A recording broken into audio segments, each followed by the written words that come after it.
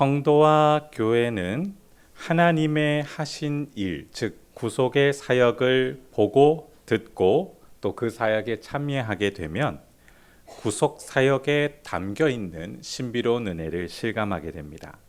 하나님의 성품을 알게 되고 또 공통된 반응이 나타나는데 그 반응이 바로 하나님을 향한 경외하는 마음입니다. 이 경외하는 마음은 경배와 찬양이라는 독특한 형태의 행동으로 이어지는데요. 경배의 행동은 우리가 모두 알고 있듯이 공적인 예배를 드리는 행동뿐만 아니라 삶의 예배를 드리는 것도 포함됩니다. 찬양의 행동은 음악적인 요소가 많이 포함되어 있지만 하나님의 성품과 하나님이 하신 일 그리고 앞으로 하신 일들을 성도와 교회가 여러 가지의 방법으로 표현하는 것이죠. 이렇게 경배와 찬양의 행동을 하면 할수록 교회와 성도에게 특이한 현상이 나타나는데요. 바로 하나님의 위대하심이 충만해지고 그것을 실감하게 됩니다. 하나님의 위대하신 이 은혜가 실감되면 될수록 또 이 하나님의 거대하심이 부어지면 부어질수록 우리의 불안, 절망, 연약, 억울함, 교만함이 숨김없이 드러나지만 동시에 성령은 여기서 멈추지 않으시죠. 계속해서 하나님의 영광의 위대하심을 더 부어주시며 하나님이 얼마나 거대하신 분인가를 실감하게 합니다. 그럴 때 성도에게 일어나는 정서와 행동이 바로 경외하는 은혜의 행동이 되어지는 것입니다. 사람은 스스로가 놀랄 정도로 매우 교만하다는 것을 우리가 알 수 있습니다. 우리 스스로가 경험을 하죠. 우리는 우리 위에 누군가 올라가는 것을 본능적으로 좋아할까요? 싫어할까요? 싫어합니다. 자신이 최상위에 있어야 하고 최상위 정점에 오르려는 본능을 누구나 가지고 있죠. 참 무서운 죄의 파괴력입니다. 성경은 하나님이 최상위에 계신 존재라고 우리에게 알려줍니다. 그런데 우리는 그 진리를 들을 때마다 싫어합니다. 그런데 성령께서 하나님의 영광을 부어주시며 하나님의 거대함과 위대함을 실감하게 되면 우리는 삼위일체 하나님을 향하여 하나님을 경배하게 되어지는 것이죠. 하나님의 통치를 기뻐하고 하나님의 간섭을 즐거워하며 하나님의 계획에 동참하는 것을 행복으로 여기게 됩니다. 스가랴 선지자는 회복의 시대의 이스라엘을 향해 하나님의 위대하심을 선언하며 충만해지는 은혜를 간구하고 있습니다. 이스라엘은 불안해했고 절망했고 연약하며 교만했습니다. 그러나 하나님의 위대하신 은혜가 부어진다면, 하나님의 은혜가 비처럼 내린다면 하나님의 그 영광을 목도한 이스라엘이 하나님의 그 영광과 거대함 앞에서 기뻐 찬양하게 될 것을 스가랴 선지자는 깨달았던 것입니다. 그래서 오늘 본문을 살펴볼 텐데요. 비를 구하는 은혜를 스가랴 선지자가 외치고 있습니다. 오늘 저녁 비를 내리시는 하나님의 그 은혜와 크신 권능 앞에 이스라엘처럼 우리의 불안, 절망, 연약, 교만함이 숨김없이 드러날 뿐만 아니라 하나님의 영광이 더 충만하게 부어져 하나님을 경외하게 되는 생각과 마음으로 우리의 영혼이 충만해질 수 있도록 함께 찬양하고 기도하는 저와 여러분 되길 주님의 이름으로 축원합니다.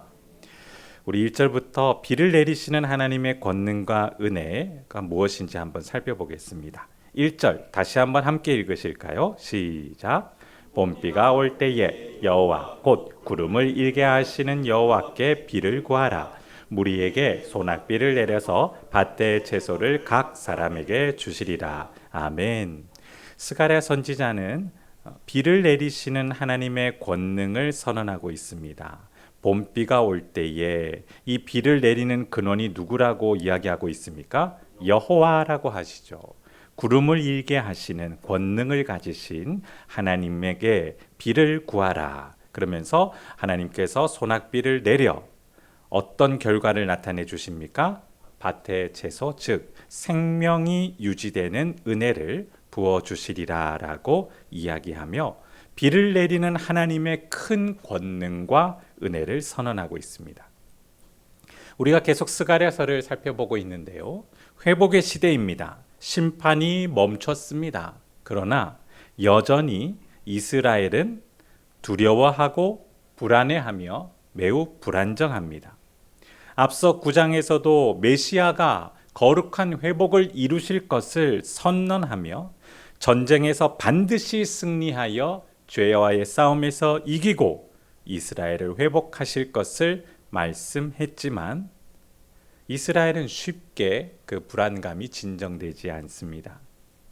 사람은 매우 쉽게 흔들립니다. 인생의 크고 작은 사건을 경험하면 내면이 좀 단단해져야 되지 않습니까? 그런데 조금만 의심이 섞인 질문을 하게 되면 사람은 그런가? 라는 의문과 함께 불안감이 밀려오는 것을 실감합니다. 제가 확인 질문을 좀 드려보겠습니다. 하나님이 우리를 사랑하신다는 이 진리를 믿으십니까? 그런데 왜 불행한 일이 일어날까요? 우리가 기대한 결과가 왜 이루어지지 않을까요? 왜 하나님 경외하지 않는 사람들이 하나님 경외하는 사람들보다 더 신나게 인생을 살아갈까요? 이런 질문을 받으면 벌써 우리 마음에 불편해지기 시작하는 현상이 일어납니다. 하나님으로부터 매우 부당한 대우를 받는 것처럼 유혹이 밀려옵니다. 정말 하나님은 차별 없이 우리를 사랑하시는 것이 맞습니까? 맞습니까? 정말 그렇습니까? 그럼 지금 그대로 만족하십니까? 보세요. 아무도 대답 못하잖아요. 차별 없이 사랑하신다면서요. 우리를 가장 잘 아신다면서요. 가장 좋은 것을 주신다면서요. 조건 없이 우리에게 은혜를 베푸신다고 하시는데 생각해보면 하나님은 조건을 따지는 것 같고 유독 나만 혹독하게 다뤄지는 것처럼 매우 섭섭한 마음이 듭니다. 이것이 죄의 유혹입니다. 사단은 항상 우리에게 불신앙을 일으키죠. 하나님을 신뢰하지 않게 하며 의지하지 않게 합니다. 그래서 진리이신 하나님을 못 믿게 합니다. 그렇게 되면 어떻게 되는지 아십니까? 우리는 전능하신 하나님을 의지하지 않게 되고 그리고 하나님이 우리를 방치하고 방관하는 것처럼 여겨 하나님께 섭섭해지는 것이죠.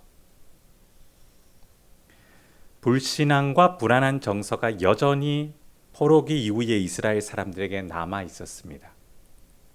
그들을 향해 스가랴 선지자는 오늘 본문에서 전능하신 하나님의 능력을 두 가지로 선언하는데요. 비를 내리는 현상을 통해 선언하며 양을 돌보는 목자의 이미지로 선언하고 있습니다. 다시 한 번 더 조금 더 살펴볼까요? 1절 다시 보실까요? 봄비가 올 때에 여호와 곧 구름을 일게 하시는 여호와께 어떤 행동을 하라고 요청합니까? 비를 구하라. 그러면 하나님께서 그 무리에게 무엇을 내리십니까? 소낙비를 내리실 것이다. 앞서 말씀드린 대로 사람은 참 쉽게 회복되지 않습니다. 하나님을 신뢰하는 것이 쉽게 변질되며 사람은 상처받고 혹독한 고통을 경험하면 경험할수록 내면이 단단해지는 것이 아니라 참 더 연약해집니다. 70여 년을 이스라엘은 제국의 힘 아래에서 생존했습니다. 7년도 아니고 70여 년입니다. 그 시절 동안 제국의 힘을 실감하며 그들은 고통스러워했죠. 이스라엘이 다시 하나님의 권능으로 회복될 것인가? 눈앞에서 포로에서 되돌아오고 예루살렘 성벽이 완성되어지며 성전이 완성되어지는 것을 보고 있지만 여전히 포로기 시대의 제국의 힘, 우상의 신들의 힘을 바라보며 70여 년 동안 무능, 절망, 불안, 허무했던 이스라엘의 정서는 짧은 기간 회복되는 것이 사실상 그리 간단한 문제가 아니었습니다. 뭐 그렇게 약해 빠져가지고 하루만 툴툴 털어버리고 일어나면 되지. 말처럼 사람의 정서는 그렇게 간단하게 부속품을 바꾸듯 교체하는 것이 아닌 것이죠. 스가랴 선지자는 하나님의 견고하게 하시는 권능의 은혜를 그래서 더 요청하라라고 이스라엘을 향해 외치고 있습니다. 비가 내리면 생명력이 뿜어져 나옵니다. 비가 내리면 메말랐던 대지에 들풀과 들꽃이 피어나며 모든 생명체들이 생기를 발산합니다. 비는 농작물의 수확에 절대적인 영향을 끼치는 필수 요소라는 것을 우리는 잘 알고 있습니다. 비가 내려야 생명이 살아나는 것이죠. 그래서 스가랴 선지자는 하나님의 권능의 역사를 비를 내리는 자연현상으로 선언하며 동시에 2절을 보시면 양을 돌보는 목자의 이미지로도 선언하고 있습니다. 2절 함께 읽겠습니다. 시작. 드라빔들은 허탈한 것을 말하며 복술자는 진실하지 않는 것을 보고 거짓 꿈을 말한즉 그 위로가 헛되므로 백성들이 양같이 유리하며 목자가 없으므로 곤고를 당하나니. 아멘. 이방 민족들이 섬겼던 그 거대한 우상의 힘에 절망하며 허망했던 이스라엘이 목자 없는 양과 같이 곤고를 당했다라고 이야기하고 있습니다. 양을 돌보는 목자. 우리는 이 목자의 이미지를 떠올릴 때마다 푸른 초장에서 양들과 한가롭게 거니는 낭만적인 이미지를 떠올립니다. 목장을 체험하신 적이 있으십니까? 우리나라에 목장이 있는 곳이 어디인지 아십니까? 네, 가보신 분들도 계시군요. 대관령뿐만 아니라 찾아보면 몇 군데가 있습니다. 낭만적인 이미지가 항상 홍보되고 있습니다. 그 푸른 초장에 짐승들이 뛰어다니며 목자의 음성을 듣고 또 양들이 움직이죠. 그런데 이 선한 목자는 낭만적인 이미지의 목자가 아니라 지키고 보호하는 전투적인 목자의 이미지입니다. 스가랴 선지자는 지금 전투적인 목자를 선한 목자 되신 여호와를 외치고 있습니다. 3절 다시 한번 읽겠습니다. 시작. 내가 목자들에게 노를 바라며 내가 순념소들을 벌하리라. 만군의 여호와가 그 무리 곧 유다 족속을 돌보아 그들을 전쟁의 준마와 같게 하리니. 3절을 보시면 여호와께서 이스라엘의 종교적인 지도자들, 즉 목자라고 지칭되는 그들에게 진노하셨습니다. 올바른 목자의 역할을 지키고 보호하는 이스라엘의 지도자의 역할을 하지 않아서 그들을 벌하셨습니다. 그리고 여호와께서 직접 선한 목자가 되셔서 유다 족속을 어떻게 하신다고 하십니까? 돌보며 그들을 전쟁의 준마와 같이 내가 그들과 함께 전쟁을 치를 것이다 라고 선언하고 있죠.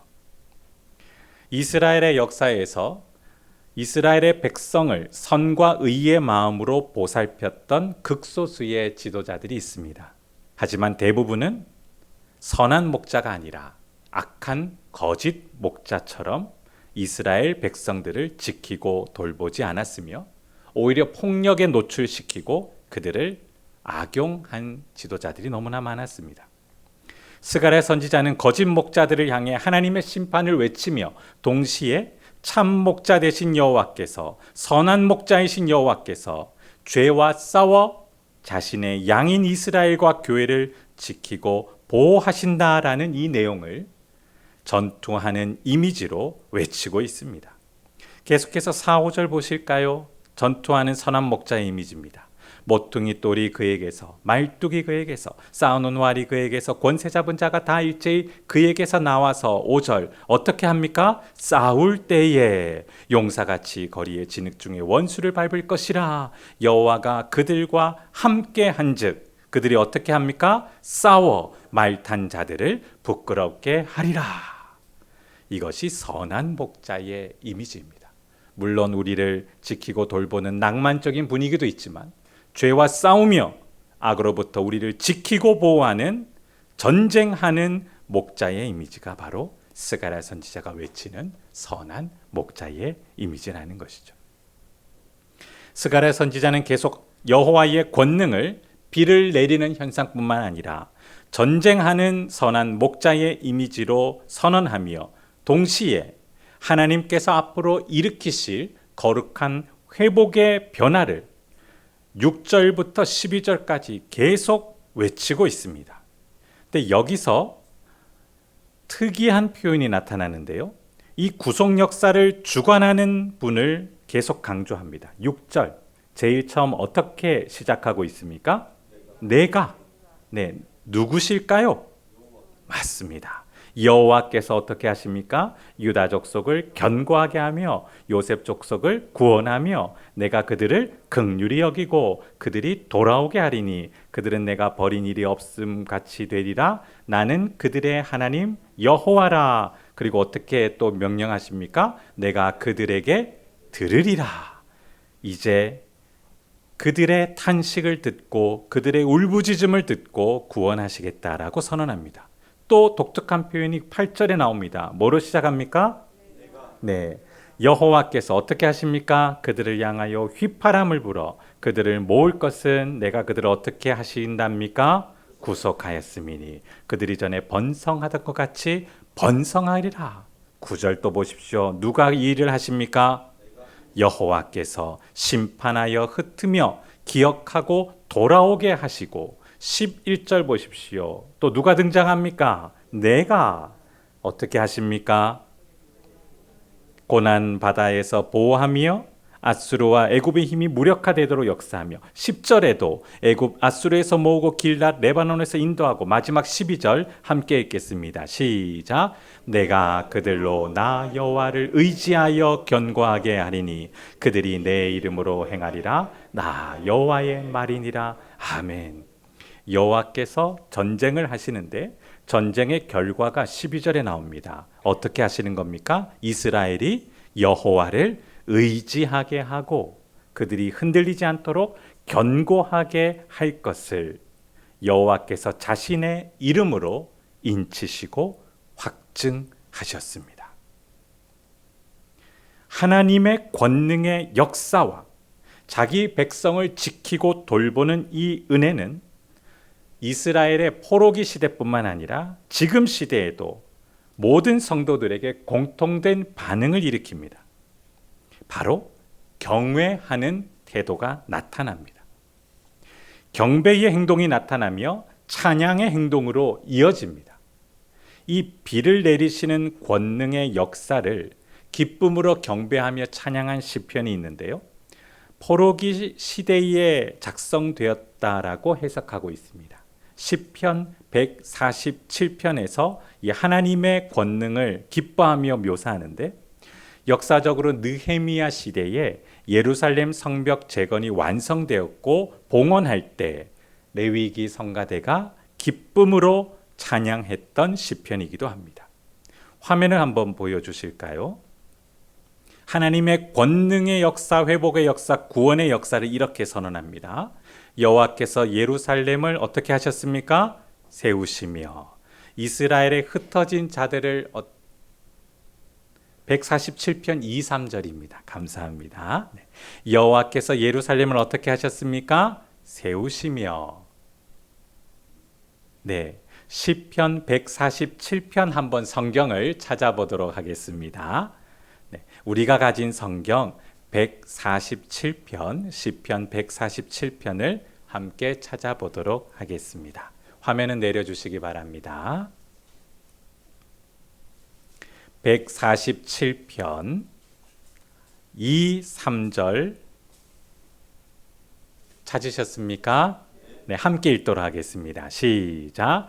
여호와께서 예루살렘을 세우시며 이스라엘의 흩어진 자들을 모으시며 상심한 자들을 고치시며 그들의 상처를 싸매시는도다. 하나님께서 권능의 역사로 회복하고 또 구원하는 그 권능을 이야기했는데요. 이 권능 앞에 147편 7절을 보십시오. 어떻게 반응하고 있습니까?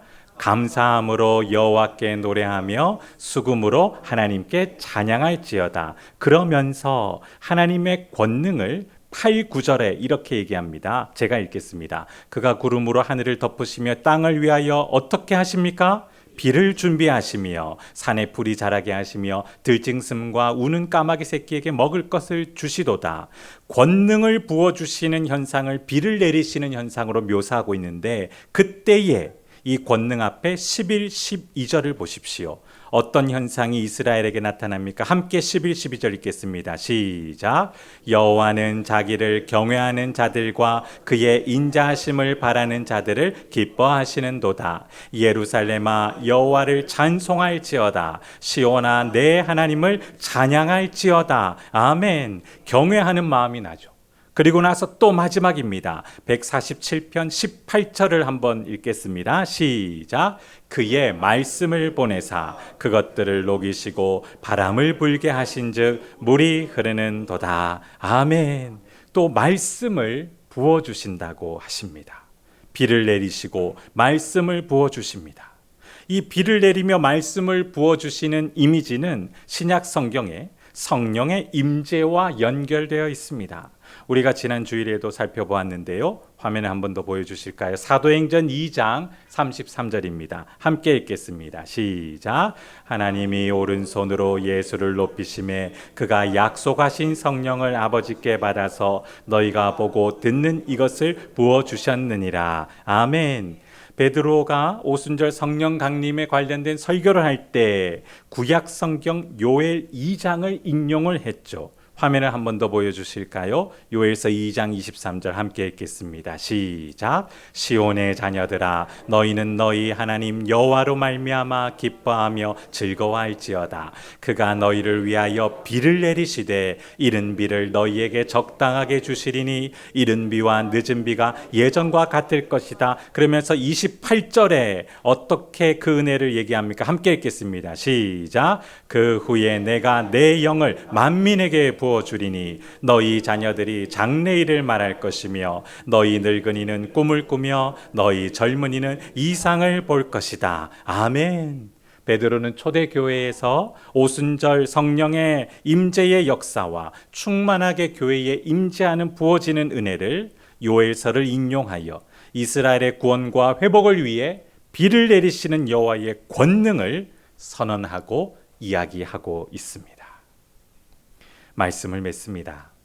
성도와 교회가 성령의 역사로 하나님이 하신 이 구속의 사역을 보고 듣고 참여하게 되면 그 구속 사역에 담겨 있는 하나님의 거대한 성품을 실감하고 공통된 반응을 나타냅니다.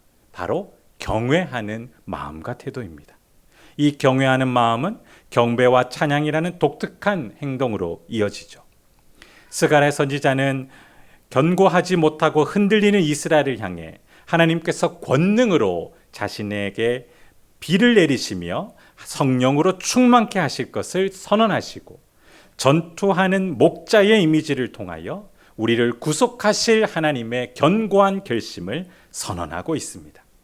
유혹에 시험에 흔들리지 않도록 반드시 회복되어 하나님의 그 거룩한 자녀다움으로 하나님을 찬양하고 영광 돌릴 이스라엘의 회복될 모습을 그는 바라보며 거룩한 하나님 나라, 거룩한 하나님 백성, 거룩한 하나님 자녀인 이스라엘과 교회를 향해 하나님을 향하여 경외감으로 충만해지도록 선언하고 있는 것이죠.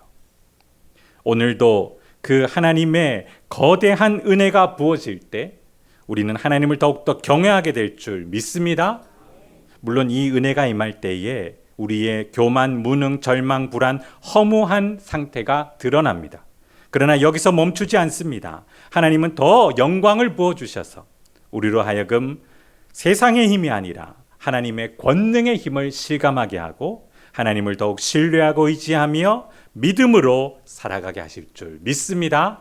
오늘 이 저녁 그 하나님을 향하여 감사함으로 경외함으로 찬양하고 하나님의 권능이 부어지도록 기도하는 저와 여러분 되길 주님의 이름으로 축원합니다. 하나님의 거룩하심과 거대하심을 찬양합니다. 그리고 영원토록 하나님을 경외하기를 소망합니다. 26년 주님 앞에 함께 기도하며 결단하게 하셨습니다. 성령의 생기의 역사로 모든 것이 살아나고 제자리로 돌아가며 하나님께 영광이 되어지고 생명을 살리는 일이 일어날 줄 믿습니다. 이 모든 일을 주께서 시작하셨으니 주께서 완성하여 주옵소서. 그러므로 더 큰 거대한 영광을, 성령의 생기를 부어주실 줄 믿사옵나니 우리의 교만의 장벽이 무너지며 불안의 장벽이 무너지며 죄의 장벽이 무너져 하나님의 거대한 구원의 역사만이, 그 뜨거운 사랑만이 활활 타오르게 하여 주시옵소서. 오늘도 우리가 기도하게 하셨사오니 기도에 응답하실 줄 믿습니다. 주님의 뜻이 이루어지게 하여 주시옵소서. 감사드리며 예수님 이름으로 기도드립니다. 아멘.